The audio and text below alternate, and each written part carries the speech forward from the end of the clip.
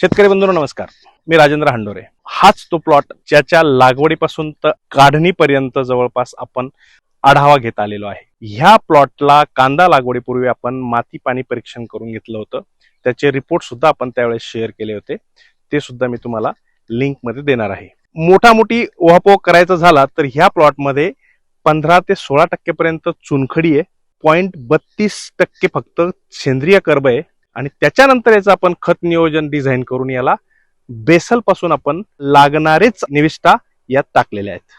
शेतकरी मित्रांनो, 19 आणि 20 नोव्हेंबर 2025 ची ही लागवड आहे आणि आज आहे 19 मार्च 2026.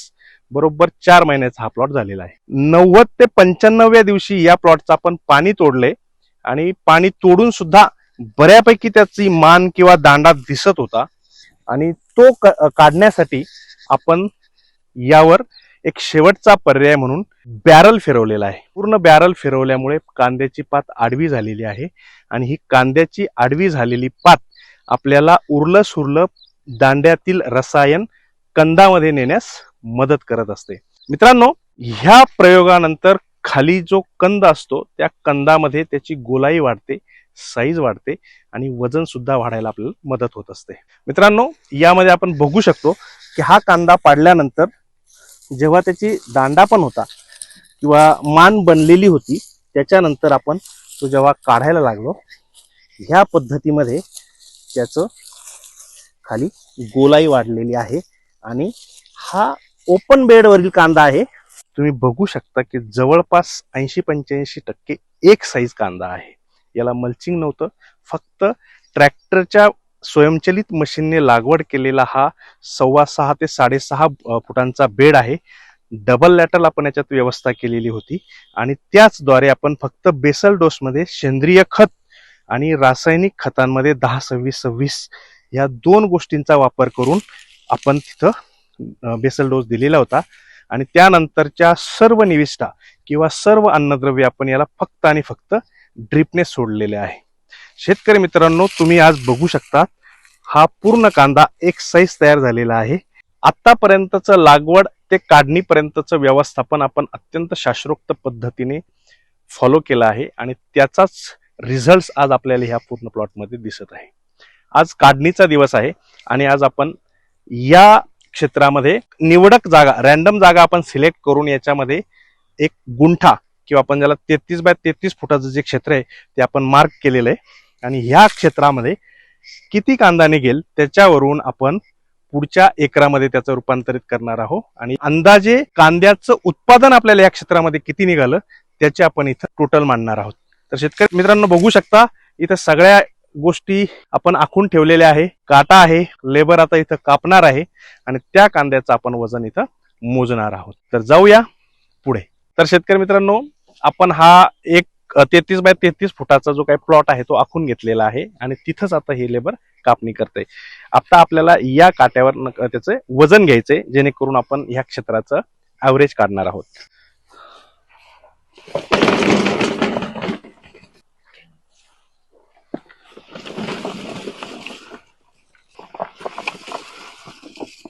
टाक टाक.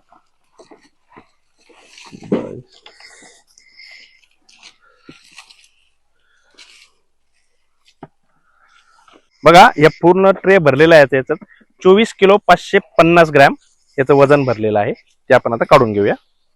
तर शेतकरी बंधूंनो, जसं की आपण पहिल्या पार्ट मध्ये सांगितलंय, आपण 1 गुंठ्याचं क्षेत्र मोजून घेतलेलं आहे आणि त्या 1 गुंठ्यामध्ये आपण हा कांदा इथं कापून घेतलेला आहे. तुम्ही बघू शकता की इथं आपण त्याचे वजन प्रॉपर करून घेतलेले आणि आज खरोखर सांगायला आनंद होत आहे की जे गेल्या 4 महिन्यापासून कांदा लागवडीपासून तर आज हार्वेस्टिंग पर्यंत आपण जे काम करत आलोय, शेतकऱ्याने ज्या निविष्ठांचा वापर केलाय, जे नियोजन फॉलो केले, त्याचा एक आनंदाचा दिवस आज आपण इथे बघू शकतो.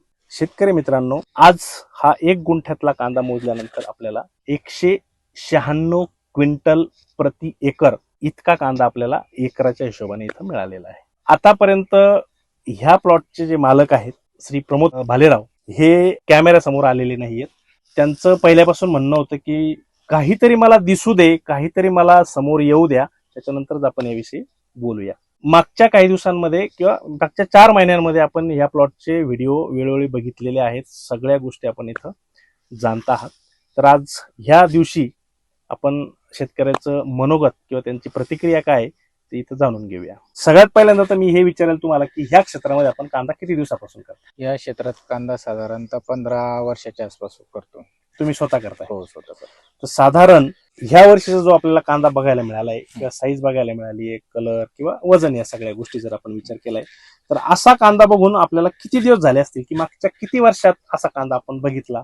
साधारणतः 7 वर्षापासून ही साईज नाही होत. अलीकडली ती साधारणतः 2 ते 3 वर्षापासून एकदम, म्हणजे ही साईज जर असली तर ही मोठी साईज, थोडक्यात अशी साईज जर आली तर मोठी साईज.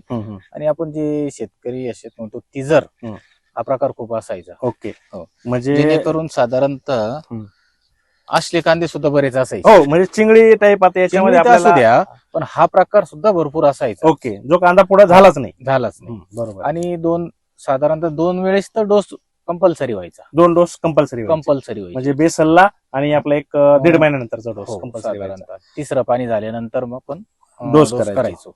आता मला सांगा, याच्यापूर्वी आपण जेव्हा हे उत्पादन घेत होतो कांद्याचं, तर असं कधी वाटलं का आपल्या मातीमध्ये काही प्रॉब्लेम वाटतोय का, पाण्यामध्ये काही प्रॉब्लेम वाटतोय की आपल्या नियोजनामध्ये काही इश्यू येतोय की जेणेकरून आपलं हे उत्पादन कमी कमी होत चाललंय किंवा साईज? नियोजन जर म्हटलं तर नियोजन माझं पूर्ण असायचं. ओके. खत, औषधं वगैरे, पण एवढं सर्व करून बरं अवरेज जर तुटत चालले, 100च्या आत अवरेज आले मागच्या वर्षी, आणि मधल्या 3 वर्षात तर 125 पर्यंत. म्हणजे मागच्या 3-4 वर्षांचा जर आपण अनुभव घेतला तर साधारण 100 ते 125 क्विंटल प्रति एकर हा आपल्याला हे मिळाला. 125 बसलं म्हणजे चांगला अवरेज बसला असं प्रत्येक जण मानून घ्यायचा. ओके, म्हणजे हा तुमचं आलं, म्हणजे आजूबाजूच्या लोकांची पण परिस्थिती समजा जवळपास तीच होती. बरं. तर आता जसं आपण यावर्षी इथं कॅल्क्युलेट केलं तर आत्ताचं ऍव्हरेज 196 क्विंटल प्रति एकर आपल्याला दिसतंय. तर तुम्हाला काय वाटतं, हे कशामुळे आलं असेल ऍव्हरेज, किंवा काय वेगळं झालं असेल की याच्यामुळे हे सगळं झालं? आता इथं असं आहे, सुरुवातीला सगळ्या गोष्टी करून ऍव्हरेज जर डाऊन होतंय, तर मी साधारण तुमचा नंबर घेतला एक जणांकडून आणि तुमच्या सोबत येऊन चर्चा केली, तर माती पाणी परीक्षणावर भर द्या असं तुम्ही सांगितलं. मग मी सॅम्पल नेले तुमच्याकडं, तर माझ्याकडे त्याचा आज पण रिपोर्ट आहे. तर खाली 0.38 सेंद्रिय कर्ब निघाला आणि पाणी पण चेक केलं तर तुम्ही म्हणे हे पाणी तुम्ही वापरूच नका. बिलकुल. म्हटलं मला दुसरा पर्याय नाही. बिलकुल. शेतकरी मित्रांनो, सांगायची गोष्ट अशी आहे की जेव्हा यांनी माती परीक्षण केलं त्याच्यामध्ये अत्यंत कमी प्रमाणात सेंद्रिय कर्ब हे या क्षेत्रामध्ये उपलब्ध होतं.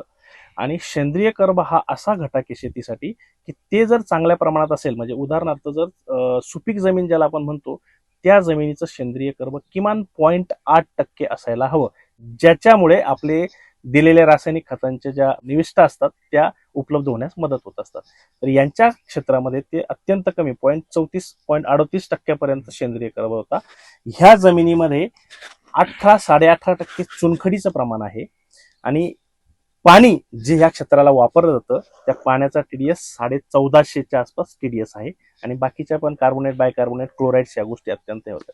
म्हणजे मागच्या काही वर्षांमध्ये, 5 ते 7 वर्षांमध्ये क्षेत्रांमध्ये कोणत्याही पिकाचं उत्पादन कमी होण्याची ही मुख्य कारणं आहेत. पण शेतकरी याच्याकडे दुर्लक्ष करतात. प्रमोद भोंचन आमचं एका व्हिडिओ बघितल्यानंतर त्यांचं आपलं संभाषण झालं, ते कॉन्टॅक्टमध्ये आले आणि त्याच्यानंतर जो विचार विनिमय करून ह्या क्षेत्राच्या माती पाणी परीक्षणापासून जी आपण सुरुवात केली, त्या टप्प्याटप्प्याने त्याप्रमाणे आपण खतांचं आणि ऑर्गॅनिक सोर्स किंवा सेंद्रिय कर्बाचं नियोजन करत आलोय. त्याचाच आज आपल्याला परिपाक म्हणून ह्याच वाढलेलं जे उत्पादन दिसतंय, म्हणजे 125 क्विंटल जर इथून मागचं ऍव्हरेज पकडलं, आज 196 क्विंटल, म्हणजे जवळपास आपण 70 क्विंटल पर्यंत उत्पादन ह्या क्षेत्राचं प्रति एकरी वाढवू शकलो. त्याच्यात ह्या गोष्टींचा खूप मोलाचा हात आहे. आणि सर्वात महत्वाचं म्हणजे जसं नियोजन आपण माती परीक्षण आणि पाणी परीक्षण अहवालानुसार या शेतकऱ्यांना दिलं, ते तंतोतंत त्यांनी पाळलं, वेळा पाळल्या आणि सगळ्या गोष्टी योग्य वेळेत झाल्यामुळे आज आपल्याला हे खूप चांगल्या पद्धतीचं उत्पादन इथं मिळालेलं दिसून येत आहे. मला तुम्हाला असं विचारायचंय, माती पाणी परीक्षण तर आपण केलं होतं, पण आपण तेव्हा पण म्हटलं होतं की जर आपल्याला एक म्हणजे सेंद्रिय कर्बाचं जर चांगली लेवल आपण मेंटेन केली तर आपल्याला चांगल्यापैकी इथे उत्पादन मिळू शकतं. माती पाणी परीक्षण झाल्यानंतर माझा प्रश्न तुम्हाला असा होता की सेंद्रिय कर्ब वाढवायसाठी काय केलं पाहिजे? बरोबर आहे. तुम्ही मला सांगितलं की शेणखत कुजलेलं काही टनांनी तुम्ही मला सजेस्ट केलं. म्हटलं मी एवढी पूर्तता करू शकत नाही, बिलकुल, याला दुसरा पर्याय काय? मग तुम्ही मला सांगितलं अशा पद्धतीने आपण ऑर्गॅनिक कार्बन देऊ शकतो.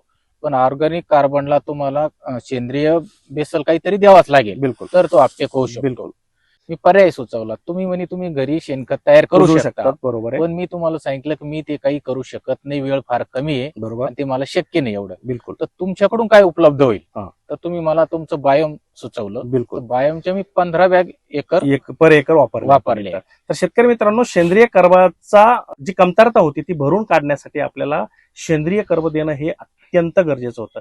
अशा वेळेस याचं जर कॅल्क्युलेशन केलं म्हणजे 0.38% 0.8% जर आपल्या सेंद्रिय कर्ब न्यायचं असेल तर आपल्याला या क्षेत्राला कुजलेलं काही टनांनी शेणखत घालावं लागणार होतं. ते शक्य नाही. आता यांच्याकडेच काय, कोणत्याही शेतकऱ्याला ते शक्य नाही एवढं शेणखत टाकणं. पण सर्व आपण त्याला कार्बनचं नियोजन केलं, जे आपण पुढे ड्रीप मधून देणार होतो त्याचं नियोजन आपण जसं केलंय, पण तरी सुद्धा काही भाग हा आपल्याला जमिनीतूनच द्यायचा असतो. त्याचं कारण असं की सेंद्रिय घटक आपण जेव्हा देतो तेव्हा जी मातीची पोरोसिटी असते किंवा मातीची छिद्रता जी असते ती वाढवण्यास ते आपल्याला सेंद्रिय घटक काम करतात. म्हणून आपण बेसल डोसमध्ये सह्याद्री बायोटेकचं बायोम, जे की जैव समृद्ध सेंद्रिय खत आहे, बायो एनरिच ऑर्गॅनिक मॅन्युअर, त्याच्यामध्ये ऑर्गॅनिक कार्बन, ऑर्गॅनिक मॅटर बरोबर सगळ्या प्रकारचे उपयुक्त जीवाणू सुद्धा असतात. ते आपण या 15 बॅगा पर एकर बेसल डोस मध्ये घेतलेलं होतं. आणि त्याच्यानंतर आपण रासायनिक खतांचा एक डोस केला. त्याच्यानंतर सर्व गोष्टी आपण फक्त आणि फक्त फर्टिगेशन मधूनच आपण इथून दिलेल्या आहेत. आणि त्या काळी जे काही ऑर्गॅनिक कार्बन होतं ते आज आपण ह्या कांदा काढणीच्या 2 दिवस जस्ट अगोदर आपण ह्या क्षेत्राचं परत नमुने काढले. ते नमुने काढताना आपण जे बेड आहे 6.5 फुटाचे, त्या बेडच्या सेंटरचा नमुना घेतला, कडेचा घेतला आणि जिथं आपण फरो किंवा मधली जी गल्ली सुटलेली 2 बेडच्या मध्ये तिथे पण सॅम्पल घेतलेले. मित्रांनो, आपण आतापर्यंतच्या नियोजनामध्ये जे सेंद्रिय घटक त्याला आवश्यक असणाऱ्या एनपीकेच्या क्रॉफर्ट ह्या प्रॉडक्टच्या स्पेसिफिक ग्रेड्स आणि इतर काही गोष्टी ज्या नियोजनातून दिल्या त्याच्यामधून आपल्याला ह्या जमिनीचं सेंद्रिय कर्ब अत्यंत समाधानकारक आढळलेलं आहे. म्हणजे अविश्वसनीय गोष्ट अशी आहे की 0.38% तर आज जेव्हा आपण याचं सेंद्रिय कर्ब कॅल्क्युलेट केलं मी शेतकरी मित्रांनो, त्याचं उत्तर जे आलेलं आहे किंवा त्याचं परिमाण जे आलेलं आहे ते 0.90% एवढं सेंद्रिय कर्ब याच्यात आलेलं आहे. म्हणजे जवळपास आपण 0.6% सेंद्रिय कर्बात वाढ करू शकलो. आणि ती वाढच आपल्या उत्पादनासाठी, क्वालिटीसाठी आणि वजनासाठी अत्यंत महत्वाची आणि परिणामकारक ठरलेली आहे असं इथं दिसून आलेलं आहे. मला वाटतं आपल्या परिसरातली ही पहिलीच आपण ट्रॅक्टरच्या स्वयंचलित यंत्रणेने लागवड केलेला कांदा आहे. तर याच्यात बरेच शेतकरी पण आले, बघितलं, त्यांचे काय प्रश्न होते का? हो, बघितल्यानंतर सुरुवातीला तर लागवड चालू त्यावेळेस आले. कोणी म्हणायचं हा कांदा खाली गेलेला आहे, निमुळता येऊ शकतो, कोण काय तर कोण काय. म्हटलं मग थोडे दिवस जाऊ द्या, बघूया काय होत. बरं. पण थोड्या दिवसांनी ते आले तर ते म्हणे याला दुसरा डोस किती दिवसात झाला. बरोबर. मी सांगितलं याला एकच डोस केलेला आहे. ते म्हणे असं कसं काय, आपल्या क्षेत्रामध्ये ते असं डबल डोस शिवाय तर कांदा हा होणार नाही. आणि मी त्यांना बोललो की जसं साहेबांसोबत माझं बोलणं झालेलं आहे, तर ते म्हणे का आपल्याला फक्त बेसल डोस एकदाच करायचा, बाकीचे जे खत आहे ते आपण ड्रीप मधून जशी गरज असेल तसं कार्बन खत वगैरे जे असेल ते ड्रीप मधून देऊन मी तसंच केलेलं आहे. बरोबर. म्हणजे लोकांना काय सवय लागलेली की 2 किंवा काही लोक तर आता मला म्हणतात की आम्ही 3 डोसेस वगैरे करतो. मग आपण तर एकच बेसलला डोस केलाय. म्हणजे तेव्हा तुमच्या मनात अशी कुठे शंका आली का की खरोखर एक डोस मध्ये कांदा येणार आहे का? शंका होती, पण चर्चा आणि ती भरोसा बी होता का हे होईल शक्य. ओके. म्हणजे जरी प्रॉब्लेम आला तर पुढच्या वेळेस करायचं का नाही करायचं ते आपण. आणि हे शेवटी मी जे कॅमेरा समोर आलो फार शेवटी त्याचं कारणच ते होतं. स्टार्टला मला यायचं नव्हतं. रिझल्ट येतो नाही येतो, बऱ्याच ठिकाणी असं होतं का कॅमेरा समोर येणं आणि आमचीच फसवणूक आम्ही करून घेणं आमच्या मार्फत. बिलकुल. म्हणजे मला पहिल्यापासून पटत नाही. बरोबर आहे. शेतकरी मित्रांनो, जेव्हा त्यांना मी पहिल्यांदा बोललो होतो की आपण व्हिडिओ करत जाणार आहे, म्हणजे व्हिडिओ करण्यामागचं कारण काय की स्टेप बाय स्टेप ज्या प्लॉटची माहिती आपण देत असतो, ज्या शेतकऱ्यांना त्याची माहिती नसते किंवा कमी माहिती असते, कोणत्या स्टेजला काय गोष्टी द्याव्यात याची परिपूर्ण ज्ञान नसतं, अशा लोकांसाठी आपण हे व्हिडिओ करत असतो. त्याचा फायदाही होतो. आता ह्या नवनवीन तंत्रज्ञानाच्या मदतीने किंवा हे व्हिडिओ आपल्यापर्यंत पोहोचवल्यामुळे खूप सारे शेतकरी आपल्याशी कनेक्ट झालेले आहे. त्यांना शास्त्रोक्त नियोजन कसं करायचं, कांदा पिकाला पाणी नियोजन, खत नियोजन कसं करायचं, संतुलन कसं ठेवायचं हे आपण आतापर्यंत सांगितलेलं आहे. आणि खूप सारे शेतकरी असे आहे की जे आपल्याशी कनेक्ट आहे आणि ते आपल्या पद्धतीने कांदा पीक करता सुद्धा आहे. पण शेतकरी मित्रांनो, या शेतकऱ्याचं म्हणणं होतं की जोपर्यंत मला रिझल्ट दिसत नाही तोपर्यंत मी जर सांगितलं आणि पुढे जर मला रिझल्ट आले नाही तर मीच माझ्या कम्युनिटीला म्हणजे मीच आपल्या शेतकरी वर्गाला फसवतोय असा कुठतरी स्वतःवर तो ब्लेम येणार आहे, म्हणून ते कधीच कॅमेरा समोर आले नाही. म्हणून आज त्यांना आम्ही मुद्दा मानतोय की बाबा ह्या गोष्टी आतापर्यंत आपण करत आलोय, त्याच्यात खरोखर तुम्हाला फायदा मिळाला आहे का, किंवा मागच्या 5-7 वर्षाचा अनुभव लक्षात घेता ह्या वर्षी तुम्हाला काही वेगळं बघायला मिळालंय का? हो, नक्कीच. जो 100च्या आत जो कांदा येत होता, आज आपण कॅल्क्युलेशन केलं. बरं, असं नाही का इथं चांगला कांदा आहे, तिथं असं आहे. इथं ठराविक ठिकाणी लेबरला सांगितलं इथं टेप पकड, त्यांनी पकडला आणि त्याच्यावरूनच आपण हे साधारणतः ॲव्हरेज काढलेलं आहे. 76 गुंठ्याचा प्लॉट आहे टोटल हा. त्यामुळे नियोजन सगळीकडे सारखंच आहे, त्याच्यामुळे तो काही विषय राहणार नाहीये. तर शेतकरी मित्रांनो, जनरली काय होतं की जसे शेतकऱ्यांच्या प्रतिक्रिया होत्या की दुसरा किंवा तिसरा डोस आम्ही करतो तेव्हा कुठं कांदा पीक यायला सुरुवात होते, पण आपण एकच डोस केलेला बेसलला, त्याच्यानंतर सगळं जे काय ते ड्रिप इरिगेशननी फर्टिगेशनच्या माध्यमातून आपण निविष्ठा दिलेल्या आहेत. यामध्ये दुसरा किंवा तिसरा डोस करणारे शेतकरी जवळपास 150 ते 200 किलोचा एक्स्ट्रा रासायनिक खत जे टाकतात त्याचा आपल्या जमिनीवर सुद्धा खूप मोठ्या क्वालिटीवर परिणाम होत असतो. आणि अवाजवी खत नियोजनामुळे किंवा अवास्तव गोष्टींमुळे आपल्या जमिनीचं आरोग्य सुद्धा खूप बिघडत चाललेलं आहे. हेही एक कारण आहे ज्यामुळे आपलं दिवसेंदिवस एकरी उत्पादन कमी होत चाललेलं आहे. शेतकरी मित्रांनो, आपल्या रासायनिक खतांच्या मात्रा कमी करून आपण आता पूर्ण पिरियडमध्ये म्हणजे पूर्ण 4 महिन्याच्या काळामध्ये या क्षेत्राला प्रति एकरी जर विचार केला तर 22 ते 25 किलो एवढंच खत आपण ड्रिपच्या माध्यमातून दिलेलं आहे. या खतामुळे आणि ही जी खतं दिली किंवा त्याला आपण कार्बन सोर्सेसची जोड लावली त्यामुळे या खतांचं जवळपास 85 ते 90% उपलब्धता झाली. त्यांचे रेसिड्यू जमिनीत राहिले नाही आणि जे आपण नेहमीच्या पद्धतीने रासायनिक खतांच्या मात्रा करतो त्याचे मोठ्या प्रमाणात रेसिड्यू जमिनीत राहतात. त्याच्यामुळे दिवसेंदिवस जमिनीचं आरोग्य बदलतं, क्षारांचं प्रमाण वाढतं, सोडियम, क्लोराईड ह्यासारखे जे हानिकारक क्षार आहे त्याचं प्रमाण आपल्या जमिनीत वाढतं आणि तेच पुढं क्षार फुटणे किंवा जमिनीची गुणवत्ता असते ज्याच्यात बॅक्टेरिया जे आपले उपयोगाचे जे बॅक्टेरिया आहेत त्यांची संख्या कमी होत जाणे, म्हणजेच एकंदरीत जमीन मृत होत जाणे, जी जिवंत राहत नाही, त्याला ह्या सगळ्या गोष्टी कारणीभूत ठरतात. ह्या नियोजनामुळे आपण या गोष्टींपासून बचाव केलाय आणि कमीत कमी खतं योग्य त्या वेळेस योग्य त्या ग्रेडच्या माध्यमातूनच या प्लॉटला दिलेली आहे. त्याच्यामुळे आज हा कांदा आपण बघू शकतो की एक सर्रास साधारण ॲव्हरेज जर आपण काढलं तर ह्या कांद्याचं जे काय ॲव्हरेज आहे हे साधारण 75 ते 80 mm चा हा कांदा झालेला आहे. साधारण 75 ते 80 mm हा कांदा तुम्ही इथं बघू शकता. योग्य वजन आहे. वजन जर बघितलं तर साधारण 125 ग्रॅम ते 155 ग्रॅम पर्यंत या कांद्याचं वजन आहे आज. आणि त्यामुळे आपल्याला हे चांगलं उत्पादन मिळण्यास इथं फायदा झालेला आहे. यानंतर आपण याला 2 दिवस पातीखाली झाकून ठेवणार आहे. त्याच्यानंतर त्याला चांगला कलर येणार आहे आणि मार्केट रेट सगळ्या गोष्टी या संदर्भात आपण त्याचं काढायचा की साठवायचा याचा निर्णय नक्की घेणार आहे. तो आता शेतकऱ्यांच्या एंडला राहणार आहे. शेतकरी मित्रांनो, सांगण्याचा उद्देश एकच आहे, जर आपण शास्त्रोक्त पद्धतीने शेती केली आणि प्रॉपर नियोजन केलं तर आपल्याला चांगल्या प्रकारचं आणि गुणवत्तापूर्ण उत्पादन मिळण्यास मदत होते. त्याला शेतकऱ्याची फार मोठी साथ आहे. त्यांनी तंतोतंत शेड्यूल पाळलेला आहे आणि म्हणूनच त्याचा सर्वांचा एक परिपाक म्हणून आपण या चांगलं उत्पादन इथं बघू शकतोय. तर शेतकरी मित्रांनो, इथून पुढेही पीक कोणतेही घ्या, माती पाणी परीक्षणापासून सुरुवात करा. आपली माती जाणून घ्या आणि आपल्या मातीमध्ये काय काम करता येईल, कशा प्रकारे काम करता येईल याच्यासाठी नक्की भेटा, सल्ला घ्या. आणि जे सह्याद्री बायोटेकने आतापर्यंत नियोजन दिलेले आहे चांगल्या उत्पादनाचं, गुणवत्तापूर्ण उत्पादनाचं, त्यासाठी नक्की आम्हाला फॉलो करा, आमच्या संपर्कात राहा. धन्यवाद.